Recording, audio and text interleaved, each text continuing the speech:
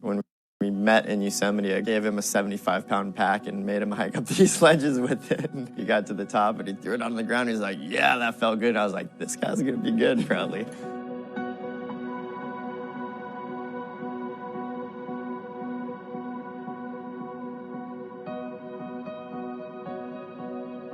For all those 6 years, I had this shining beacon that I was heading towards, and it made me wake up at 5 o'clock in the morning, super psyched to try and pursue this dream. And could this actually exist? This really improbable line of holes that goes up this incredibly blank, steep wall. Even the last season, I didn't know if it was going to happen. It's very possible that we didn't do it this year, and maybe we would never do it, and that it had to be okay. We ended up having to climb in the winter because the conditions were the best for doing hard climbing, but that also meant that there was some ice fall. I'd never had a pumpkin-sized piece of ice whip right by me before. My helmet's in the portal edge, and I can't go anywhere. I'm stuck to this fixed line, and it's either going to hit me or it's not. And I was just like, this sucks. We were both prepared to fail, but we got on a roll. Key pieces started to fall into place. And it was clear that, well, the only thing left to do is a push. There's major crack in the feature system, one on Mescalito and one on the wall of Early Morning Light. And we have to connect the two, and there's nothing in between. Then it came down to this incredibly technical style of climbing. Kevin's expertise really, really was key in this because he was so good at analyzing everything. The slightest variations in body position, the angle that you step on these tiny ripples. We had to choreograph the whole thing down to a perfect science and sand off any ridges on our shoes, sand off any ridges on our fingertips so that we could make contact with the wall. And then that only got us halfway there. What it came to in the end is actually building a belief that we could do it. There was a ton of pressure. I didn't want to hold up our ascent, and I wanted to do it.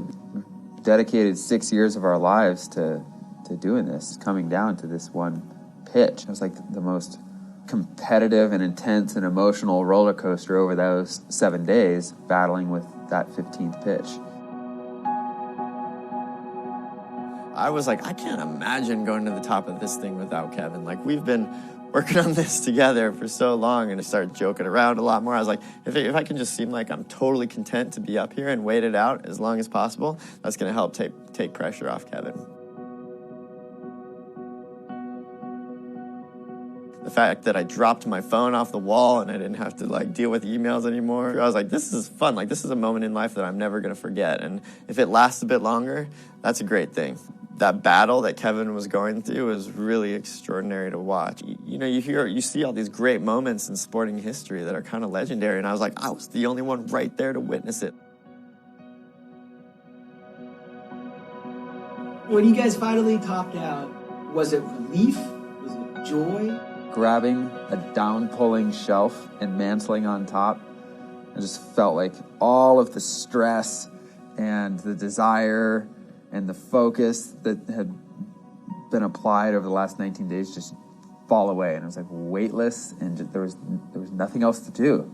My mind could not really even comprehend what was going on completely. I think I was at a point where I didn't totally care whether I ever finished it or not. I was that much into the process. But actually, now that it's gone, I'm quite worried about my life. I'm worried about my life a little bit. Yeah. Do you ever think about some kid out there who might have seen some of all this coverage, and what do you think they might be doing? This climb became so much bigger than us. To think that there's some kid out there that's totally inspired, and who knows what that'll lead to. That's the good stuff. It's not what makes it all worth it, because it'd be happy if only our friends and family followed along and knew about it. But if that's going to be the byproduct, how cool.